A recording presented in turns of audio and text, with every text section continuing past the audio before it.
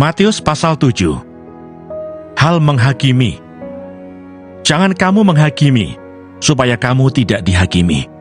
Karena dengan penghakiman yang kamu pakai untuk menghakimi, kamu akan dihakimi, dan ukuran yang kamu pakai untuk mengukur akan diukurkan kepadamu. Mengapakah engkau melihat selumbar di mata saudaramu, sedangkan balok di dalam matamu tidak engkau ketahui? Bagaimanakah engkau dapat berkata kepada saudaramu, biarlah aku mengeluarkan selumbar itu dari matamu, padahal ada balok di dalam matamu? Hai orang munafik, keluarkanlah dahulu balok dari matamu, maka engkau akan melihat dengan jelas untuk mengeluarkan selumbar itu dari mata saudaramu. Hal yang kudus dan berharga. Jangan kamu memberikan barang yang kudus kepada anjing, dan jangan kamu melemparkan mutiaramu kepada babi, supaya jangan diinjak-injaknya dengan kakinya, lalu ia berbalik mengoyak kamu. Hal pengabulan doa. Mintalah, maka akan diberikan kepadamu. Carilah, maka kamu akan mendapat. Ketoklah, maka pintu akan dibukakan bagimu. Karena setiap orang yang meminta, menerima, dan setiap orang yang mencari, mendapat, dan setiap orang yang mengetok, baginya pintu dibukakan. Adakah seorang daripadamu yang memberi batu kepada anaknya jika ia meminta roti, atau memberi ular jika ia meminta ikan? Jadi jika kamu yang jahat tahu memberi pemberian yang baik kepada anak-anakmu, apalagi Bapamu yang di surga, ia akan memberikan yang baik kepada mereka yang meminta kepadanya. Jalan yang benar. Segala sesuatu yang kamu kehendaki supaya orang perbuat kepadamu, perbuatlah demikian juga kepada mereka. Itulah isi seluruh hukum Taurat dan kitab para nabi. Masuklah melalui pintu yang sesak itu, karena lebarlah pintu dan luaslah jalan yang menuju kepada kebinasaan, dan banyak orang yang masuk melaluinya. Karena sesaklah pintu dan sempitlah jalan yang menuju kepada kehidupan, dan sedikit orang yang mendapatinya. Hal pengajaran yang sesat. Waspadalah terhadap nabi-nabi palsu yang datang kepadamu dengan menyamar seperti domba, tetapi sesungguhnya mereka adalah serigala yang buas. Dari buahnya lah kamu akan mengenal mereka. Dapatkah orang memetik buah anggur dari semak duri, atau buah ara dari rumput duri? Demikianlah setiap pohon yang baik menghasilkan buah yang baik, sedang pohon yang tidak baik menghasilkan buah yang tidak baik. Tidak mungkin pohon yang baik itu menghasilkan buah yang tidak baik, ataupun pohon yang tidak baik itu menghasilkan buah yang baik. Dan setiap pohon yang tidak menghasilkan buah yang baik pasti ditebang dan dibuang ke dalam api. Jadi, dari buahnya lah kamu akan mengenal mereka. Bukan setiap orang yang berseru kepadaku, Tuhan, Tuhan, akan masuk ke dalam kerajaan surga, melainkan dia yang melakukan kehendak Bapa-Ku yang di surga. Pada hari terakhir banyak orang akan berseru kepadaku, Tuhan, Tuhan, bukankah kami bernubuat demi nama-Mu, dan mengusir setan demi nama-Mu, dan mengadakan banyak mukjizat demi nama-Mu juga? Pada waktu itulah aku akan berterus terang kepada mereka dan berkata, aku tidak pernah mengenal kamu. Enyahlah daripadaku, kamu sekalian pembuat kejahatan. Dua macam dasar. Setiap orang yang mendengar perkataanku ini dan melakukannya, ia sama dengan orang yang bijaksana, yang mendirikan rumahnya di atas batu. Kemudian turunlah hujan dan datanglah banjir, lalu angin melanda rumah itu. Tetapi rumah itu tidak rubuh, sebab didirikan di atas batu. Tetapi setiap orang yang mendengar perkataanku ini dan tidak melakukannya, ia sama dengan orang yang bodoh, yang mendirikan rumahnya di atas pasir.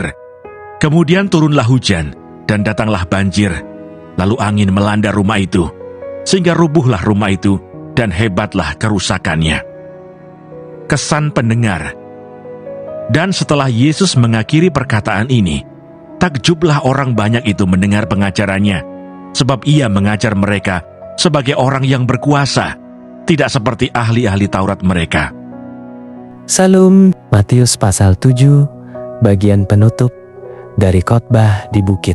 Di sini, Yesus mengajarkan bagaimana hidup yang sejati di hadapan Allah. Bagian pertama, Yesus mengajarkan, jangan kamu menghakimi, supaya kamu tidak dihakimi. Ini bukan berarti kita tidak boleh menilai apa yang salah, tetapi Yesus menegur sikap sombong rohani, sikap yang cepat menuding orang lain tapi buta terhadap kesalahan sendiri. Ia berkata, "Mengapakah engkau melihat selumbar di mata saudaramu, sedangkan balok di matamu sendiri tidak engkau ketahui?" Yesus ingin kita memeriksa diri juga bukan hanya melihat kesalahan orang lain. Lalu, Yesus mengajar tentang doa. "Mintalah, maka akan diberikan kepadamu. Carilah, maka kamu akan mendapat. Ketoklah, maka pintu akan dibukakan bagimu." Ini bukan janji kosong, tapi undangan untuk hidup dalam hubungan pribadi dengan Bapa yang baik. Yesus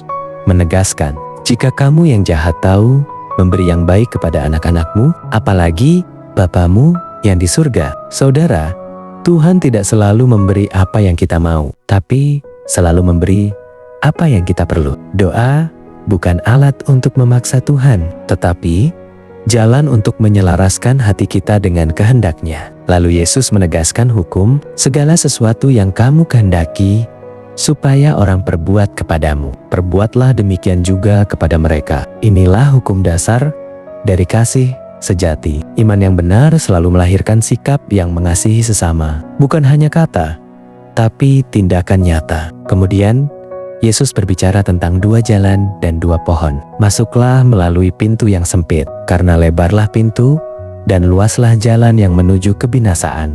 Jalan sempit itu bukan berarti hidup tanpa sukacita, melainkan jalan ketaatan dan kesetiaan kepada Kristus. Memang tidak mudah, karena itu banyak orang memilih jalan mudah, tetapi berakhir jauh dari Tuhan. Dan tentang dua pohon, Yesus berkata, "Dari buahnya lah kamu akan mengenal mereka." Artinya, iman sejati akan selalu berbuah dalam karakter dan perbuatan yang baik. Ucapan bisa menipu, tapi buah hidup tidak bisa disembunyikan. Yesus juga memperingatkan, bukan setiap orang yang berseru kepadaku, "Tuhan, Tuhan," akan masuk ke dalam kerajaan surga, melainkan dia yang melakukan kehendak Bapa-Ku. Banyak orang bisa berbicara rohani, bernubuat, bahkan melakukan mukjizat, tapi tanpa ketaatan sejati, semuanya kosong. Yesus mencari hati yang tulus dan taat, bukan sekadar tampak religius. Dan Yesus menutup khotbahnya